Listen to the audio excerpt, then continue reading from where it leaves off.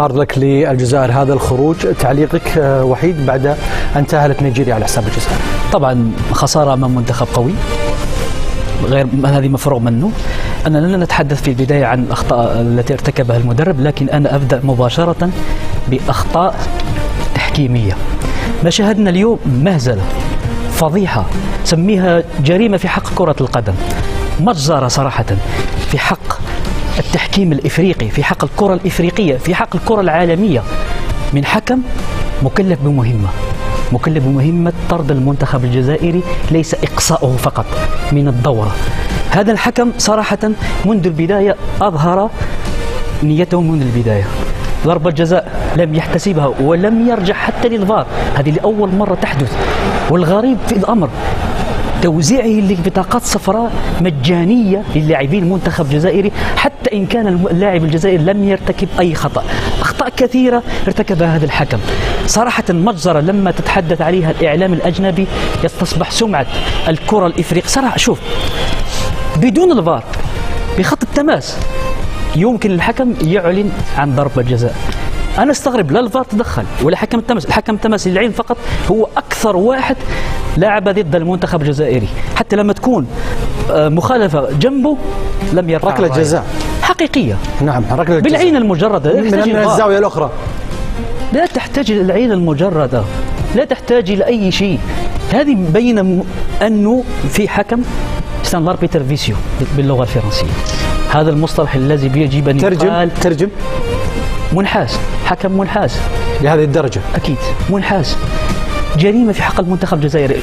طبعا المنتخب الجزائري خرج ولم يكن في المستوى، قل ما شئت، لكن تخيل لو احتسب ركلة الجزاء. احنا لم نبدأ بشكل جيد، لو احتسب ركلة الجزاء أمور كثيرة تتغير. الحكم كان ليس بالمستوى، وشاهدنا كروت بالمجان كما تفضلت، وشاهدنا ركلة جزاء يجب أن تحتسب للجزائر، ورأينا أمور كثيرة يا فتحي كما ذكر وحيد. انتهيت؟ لا تفضل.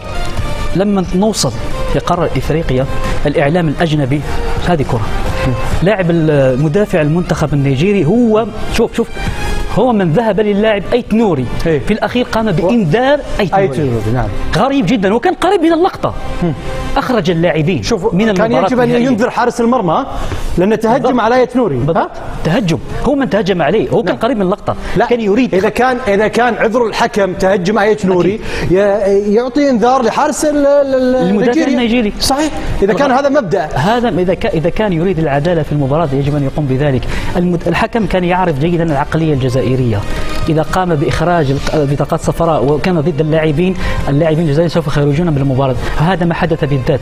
يا أخي لما يوصل الإعلام الأجنبي يتحدث عن سمعة هذه البطولة، حتى في مباراة المغرب أخطأ في حق المغرب. لا، سمعة هذه البطولة لا أكيد سمعة. لا بشكل عام قد نتكلم عن الحكم واتفقنا معك مع الحكم، لكن سمعة البطولة أكيد. بشكل عام سوف أذهب معك بعيدا في هذه النقطة.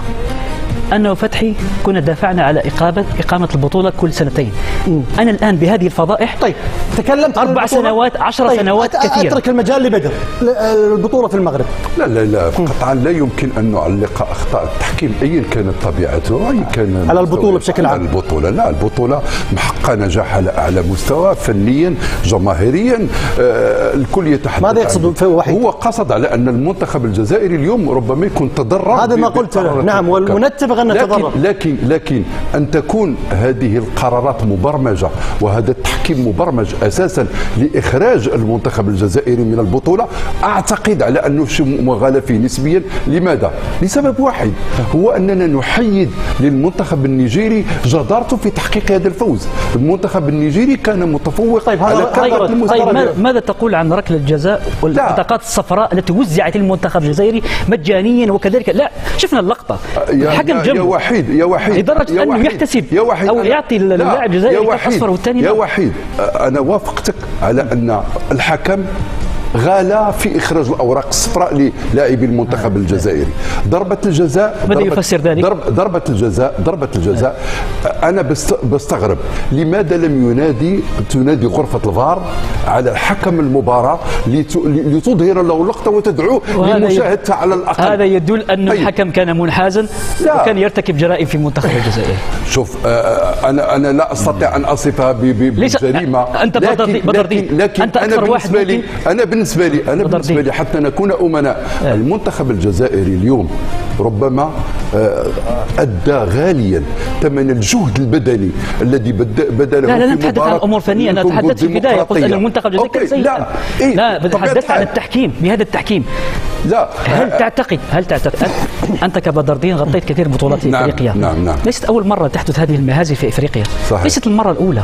فضائح كبيره، كل سنه يتم اقصاء حكم من لجنه التحكيم.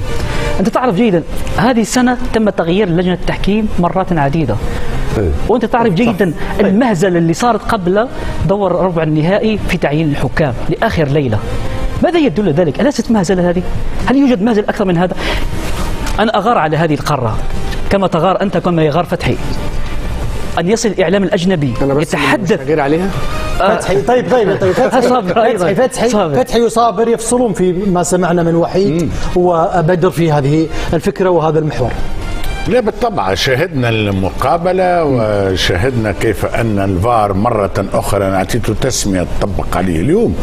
شاهد ما شافش حاجة الحكم الفار في عملية ضربة الجزاء، لأنه ضربة الجزاء اللي كنا نتفرج معا وقفنا الكل ضربة جزاء غريب عدم احتسابها. الفار ما عيطلوش. إذن ثم فاجأنا كذلك تصرف الحكم مع اللاعبين الجزائريين وكأنهم تلامذة عنده، وكأنه معناها أي تصرف من أي لاعب جزائري يجبد له الكارت. وورينا تعسف كبير من الحكم في سحب البطاقات الصفراء مع اللاعبين الجزائريين.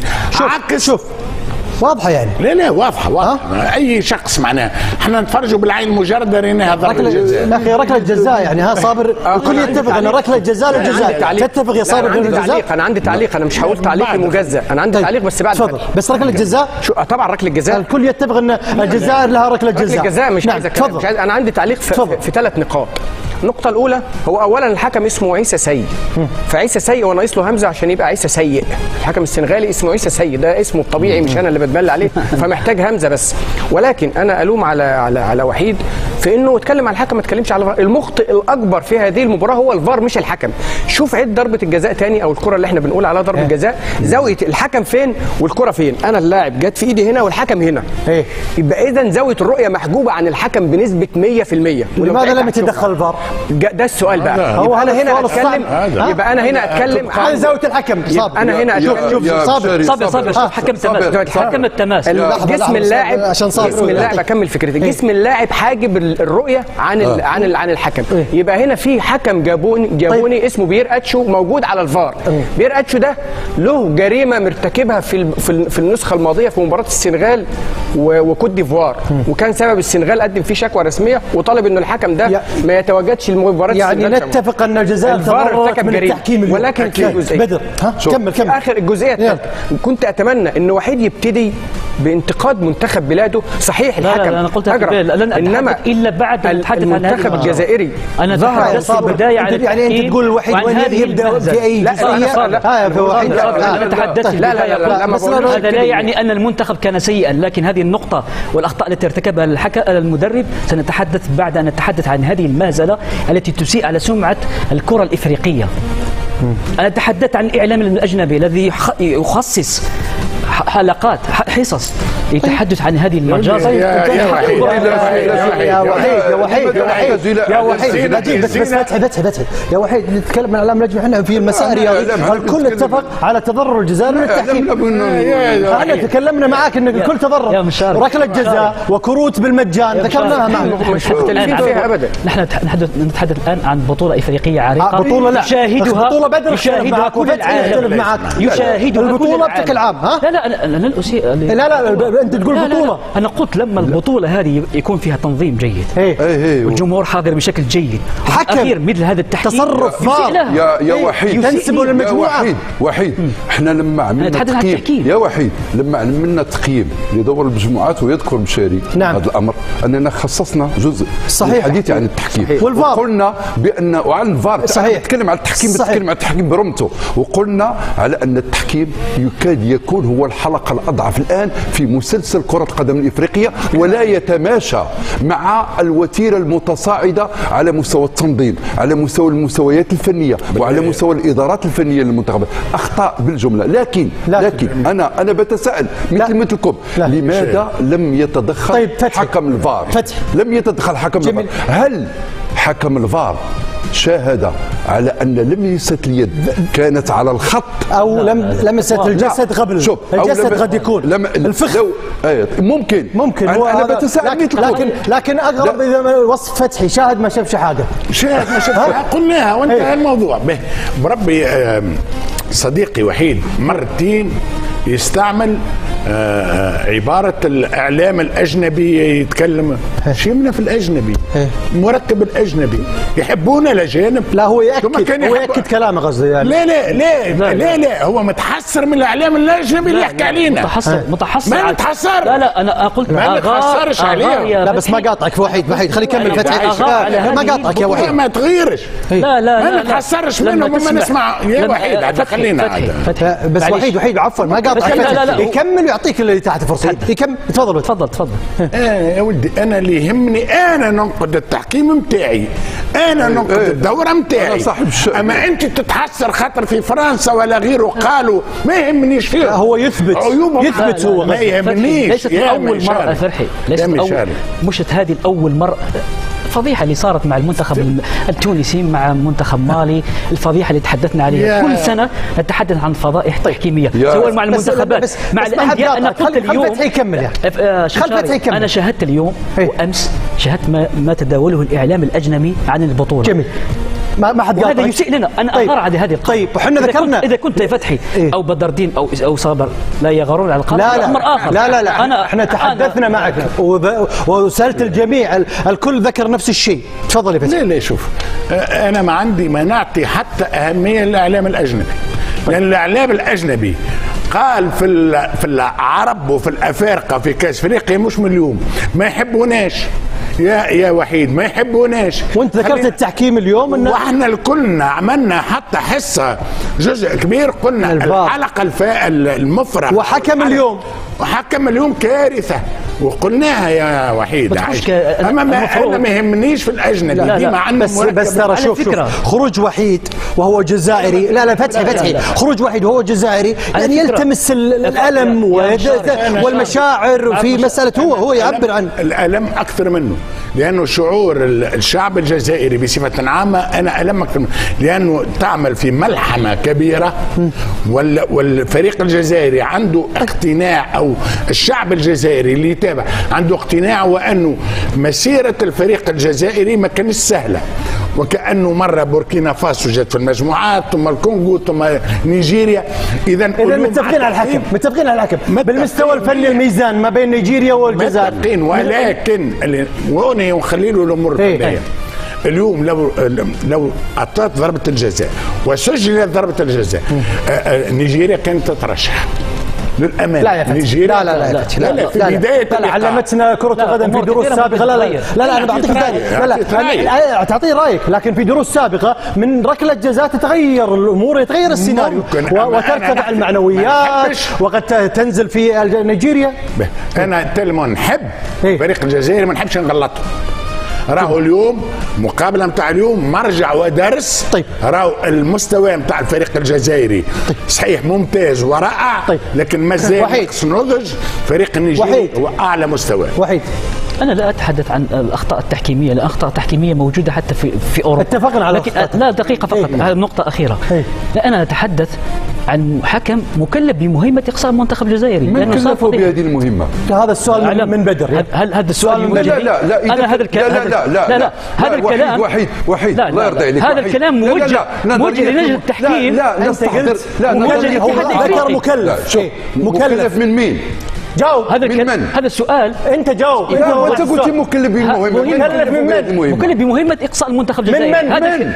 هذا الكلام من الاتحاد الافريقي. طيب لو اراد الاتحاد الافريقي يقصف دور الربع امام الكونغو، هل هذه اول مره تحدث ازمه تحكيميه مع الجزائر؟ اخطاء تحكيميه تحدث لاول مره في مباراه الجزائر، ما حدث في المباريات السابقه. انت بنفسك قلت هذه ركله جزاء. فتحي قال ركله جزاء. فتحي تحدث وصابر تحدث عن يا وحيد هذه الاخطاء التحكيميه لم تكن عاديه يا بدر الدين. انت وضعت التساؤل وهو اجابك. وحيد انت ما كملت الاجابه. كمل الاجابه. انت قلت بعظمه لسانك مكلف. حتى المنتخب المغربي حرم من ضربه جزاء او ارتكبت في حقه ضربه جزاء، وتستجيب بالمنتخب التونسي. يعني كل المنتخبات تاثرت باخطاء تحكيميه، لكن ولا منتخب تحدث على ان هناك حكام مكلفين بمهمه. لا حتى شويه انا اكون صريح معك، حتى ركله جزاء انا بالنسبه لي كانت اقل من الاخطاء التحكيميه اللي صارت على اللاعبين المنتخب الجزائري. الكروت بالمجان. اللاعب بطاقات صفراء. طيب. لاعب جزائري او لاعب مغربي يخرج من اطار مباراه. لما اللاعب يشوف انه هذا الحكم مستقصده اكيد راح يخرج. عفوا السؤال، تضررت من اخطاء التحكيم واتفقنا انه اخطاء تضررت وظلمت من خلالها الجزائر، لكن هل كان شيئا متعمدا مكلف بمهمه؟ هذا هو السؤال. لا شويه. انا بالنسبه لي انا عارف جيدا التحكيم الافريقي. طيب بدر الدين يعرف هذا الشيء.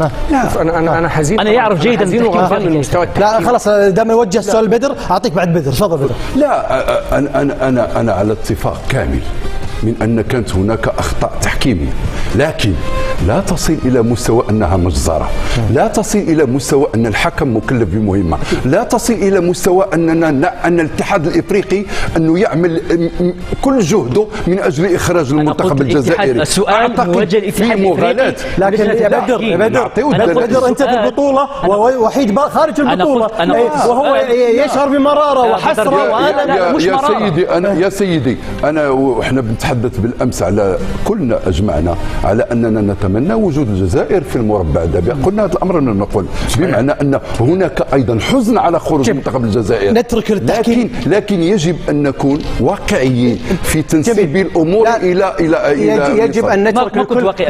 واقعيين في هذا صراحة. وحيد تركنا المجال لك والكل أجمع على تضرر الجزائر بالكروت المجان وركلة الجزاء. نترك التحكيم الذي تضرر منه الجزائر والكل يتفق، لكن نذهب إلى ميزان الفني. طبعا يا صابر، برافو عليك. من استحق؟ برافو عليك. أنا عندي في سببين مهمين لخروج الجزائر. السبب الأول مستوى المنتخب الجزائري، والسبب الثاني التحكيم. التحكيم لا خلاف على أنه ظلم المنتخب الجزائري، ولكن أنا مشكلتي أنا فين؟ أنا لابد أكون صريح مع نفسي. أنا المنتخب الجزائري كان فين في المباراة؟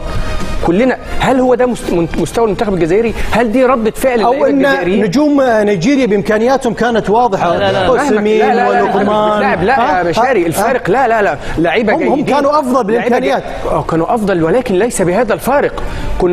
كنا متفقين قبل المباراه انه فنيا يبدو المنتخب النيجيري افضل على الورق من المنتخب الجزائري، وكمان كنا بنقول ان المنتخب الايفواري يبدو على الورق افضل من المنتخب المصري، ولكن ردة فعل المنتخب المصري كانت عامله ازاي وردة فعل المنتخب الجزائري كانت عامله ازاي؟ انت بتتكلم عن لاعبين احنا هنا اشدنا بيهم في حصص كامله، كنا بنقول فيهم قصايد شعر، رياض محرز وماذا، كل اللعيبه دول كانوا فين؟ اللعيبه دول وكانت فين ردة فعلهم اثناء المباراه؟ مش مختلفين على جزئيه الحكام تماما، ولكن انا ردة فعلي فين؟ شعار منتخب بلادي فين؟ الحماس والاصرار. شوف احصائيات الجزائر ولا تسديد على المرمى يا وحيد. الجزائر ولا تسديد على المرمى. بالنسبه للامور الفنيه المدرب المنتخب الجزائر ليس لها تسديد على المرمى. تفسير يتحملها المسؤوليه المدرب هو اكبر واحد يتحمل المسؤوليه، لانه في الاخير هو بيتكوفيتش هو من سلم دقيقه فقط. بيتكوفيتش هو من سلم المباراه للمنتخب النيجيري. طيب منذ بدايه المباراه انت تحمل خساره اكيد للمدرب مدرب، لكن فتحي يختلف معك في هذه النقطه. دقيقه فقط انا نعطي رايي. لا من حقك. تفضل.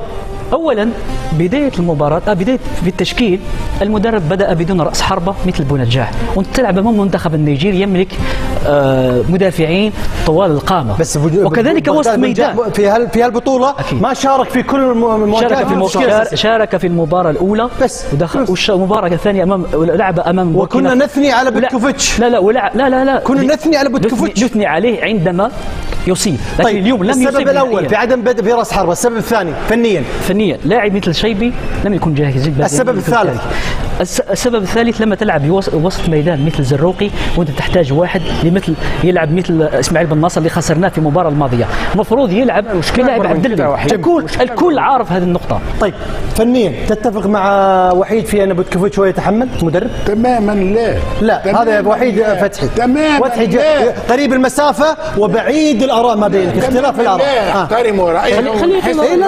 تفضل. ولكن اليوم يا عايشه شفنا المنتخب النيجيري اقوى منتخب لحد الان شاهدناه فوق الميدان، فريق رصين معناها قوي جدا رهيب جدا. المنتخب الجزائري ربما هذا الهدف يدل على امكانيات عاليه للسمين. اي بالطبع، ربما غلطه من لوكا زيدان. قلت لك امكانيات بدنيه رهيبه جدا. ممكن الجزائر ولهنا ايضا ربما هذاك الشعور المختلط اللي خلى وحيد والجزائريين يشعروا انه الجزائر لعبه اليوم عندها يوم راحه اقل من فريق في مستوى. بس يا فتحي احنا تعودنا والجزائريين تعودوا منك ان تكون صريح اكثر. سبب الخساره من هو ذكر بتكوفيتش. سبب الخساره ان نيجيريا كانت اقوى، نقطه ورجع للستر. اقوى نيجيريا بلغه الملاكمه اقوى فقط. لا اكيد، ولكن الخساره هذه ما نخجلش منها انا كجزائري، لاني انا خارج وراسي مرفوع اولا، ثانيا وخارج وعندي 4 انتصارات في كاس افريقيا. يا وحيد لما يتكلم فتحي يتقاطع يا اخي. لا فتحي خليه يكمل يا اخي، خليه يكمل تفضل. خارج ب4 انتصارات، خارج بفريق فيه جيل جديد، في بعض اللاعبين. اذا الفريق الجزائري يرفع الراس، مش يرفع الراس ويقول التاريخ والمستقبل. ممتاز، نعطي اصابه. لا بس وحيد لا من حقه نتكلم عن الجزائر وتتكلمون عن الجزائر، فكل مره وحيد يجب ان يعلق ولا تحت فخر الراس ونتشرف بالاداء اللي قدموه. هذا امر اخر، لكن اتحدث عن الاخطاء. احنا ارتكبنا اخطاء اليوم. يعني كانك تقول ان فتحي صدقني كانك تقول ان فتحي بعيد عن الموضوعيه والمنطق في ارائه. انا اتعامل يعني هذا ما فهمت كلامه. لا هذا ما فهمت كلامه. هو ذهب لموضوع اخر. هو ما ذهب الموضوع اخر. انا اتحدث عن الاخطاء، لما اتحدث عن مشوار المنتخب. انا بيتكوفيتش اكيد بيتكوفيتش انا قبل البطوله ايضا من الامور اللي اخطا فيها حتى في المباريات الوديه كان يدخل بالتشكيله، ولما يبدا الشوط الثاني يحاول التغيير ويقول انه التغيير جاب نصابه، لكن اليوم امام نيجيريا المفروض تبدا بالتشكيله الصح. طيب ذكرت صابر، نعطي نيجيريا. من اين تبدا في نيجيريا؟ لا انا قبل نيجيريا معلش في جمله واحده للاعبين. فين اللاعبين؟ فين الثنائيات اللي احنا اشدنا بها على المنتخب المغربي بالامس؟ المنتخب النيجيري حدث ولا حرج، انتصارات متتاليه، لعيبه متجانسه. كنا بنقول انه المشاكل، كنا نتمنى انه المشاكل اللي حدثت داخل الفريق تاثر بشكل سلبي. قلنا دي سلاح ذو حدين، احيانا مصالحه اللعيبه مع بعض اللي كانوا متخانقين سواء سمين او لقمان او غيرهم، احيانا لما بيتصالحوا بتجيب رده فعل ايجابيه زياده، ورده الفعل كانت واضحه النهارده. شفنا اصرار كبير على الفوز، سيطره واضحه على مجريات اللقاء، لعيبه متجانسين ومتفاهمين في كل الخطوط، عندهم ال3 خطوط اقوى من بعض يا مشاري. كنا بنقول في نقطه ضعف في خط الدفاع المنتخب النيجيري، انما النهارده سيطره واضحه، استحواذ على الكوره في كل، حتى الارقام اللي انت عرضتها بتقول ده تفوق، وتتفوق مش على مين، ده مش على بنين ولا زيمبابوي، ده على منتخب بحجم وقيمه وقدرات ولاعيبه المنتخب الجزائري. التي لم تتاهل لكاس العالم، تاهلت الكونغو على حساب نيجيريا وعلى حساب الكاميرون. من ضمن اغرب المفارقات، لان هي افريقيا دايما الى الملحق العالمي فيها لوغاريتمات. افريقيا ديت لا تتوقف ابدا لوغاريتماتها والغازها، ودي من ضمن ابرز الغازها واشهر الغازها. نيجيريا خاصه المغرب القادم. كنا موضوعيين بالامس وقلنا على ان مباراه صعبه، توقعنا ان تكون صعبه، لكن انا شخصيا لم اتوقع ان يكون المنتخب الجزائري بهذا المستوى. لما شاهدت المنتخب الجزائري اولا تاثر كثيرا بيوم نقص على مستوى التباري، ثم ايضا مواجهه الكونغو في مباراه امتدت الى 120. اجهد بدنيا وكانت المباراه مباراه بدنيه بامتياز، بمعنى ان المنتخب النيجيري تفوق في الثنائيات وتفوق في ربح معركة الوسط. شوف وسط الميدان اللي كان نقطة قوة المنتخب الجزائري، أنه في هذه المباراة لم يكن بذات القوة مع المنتخب النيجيري، وبالتالي أنا أعتقد أن منتخب نيجيريا يعتبر اليوم هو في الطب مع المنتخب المغربي والمنتخب السنغالي. الجماهير الجزائرية ماذا قالت بعد هذا الخروج؟ لا نتابع.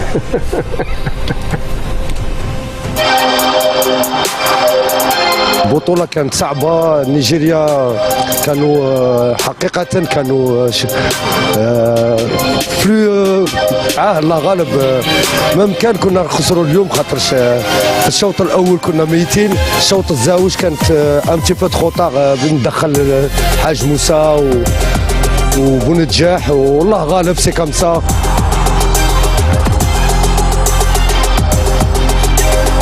صراحة المقابلة كانت من جهة واحدة باش نكونوا واقعيين.